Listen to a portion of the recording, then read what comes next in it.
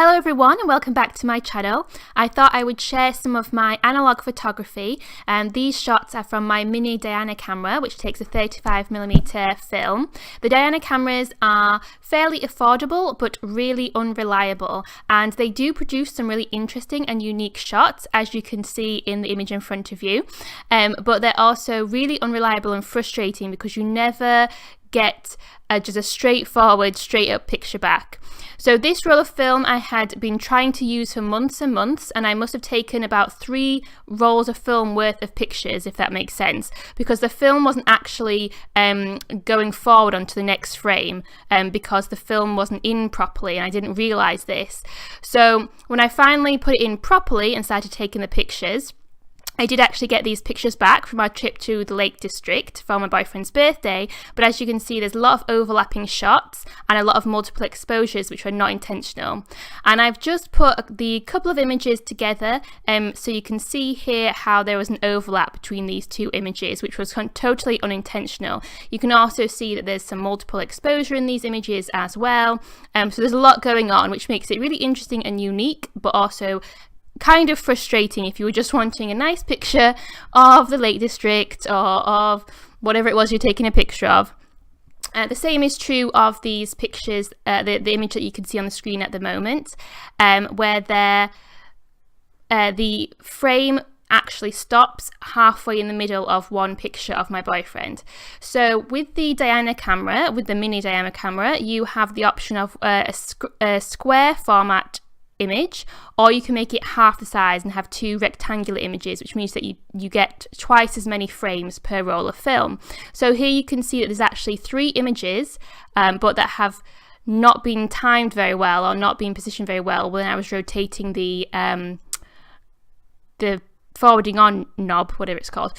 So that's why halfway through the frame the picture stops and then it carries on onto the next frame. And that's because with the Diana cameras, they are really unhelpful at telling you how far on to wind the film when you wind it. So this is why you get the multiple exposures, and why you're able to get the multiple exposures. There's nothing to stop you when you're winding the film on and nothing to make you wind the film on. So you can take a picture and then take another one without winding the film, and then you're going to get a multiple exposure or a double exposure, 2 images on top of each other, which people really enjoy, and you can get them accidentally on the Diana cameras because of this function. But it means that if you don't want that and you just want to take an image, roll the film on and then take another image, it's really difficult to know when to stop winding. So they recommend that for the full size square image you rotate halfway around, and for the smaller rectangular images you rotate a quarter of the way around.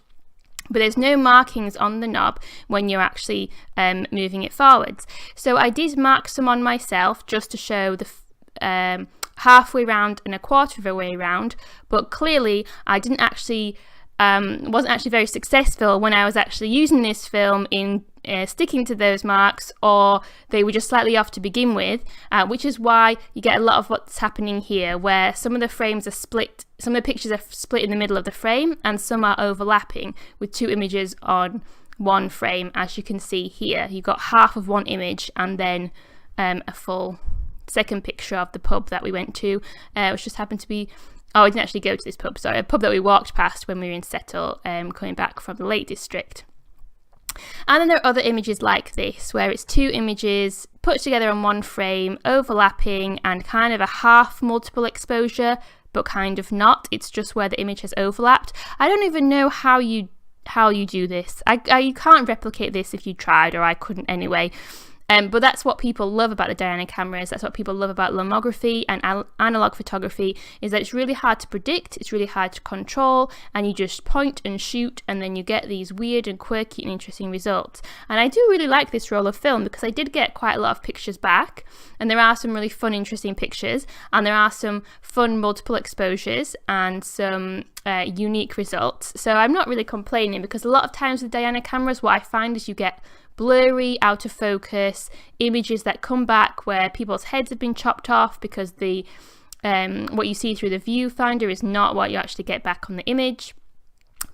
In particular, I really like this picture, which came back and it's got my mum, my sister, my niece and my nephew on it, and I just think it's quite a sweet set of images, and that's worked quite well, so I'm quite pleased with that one.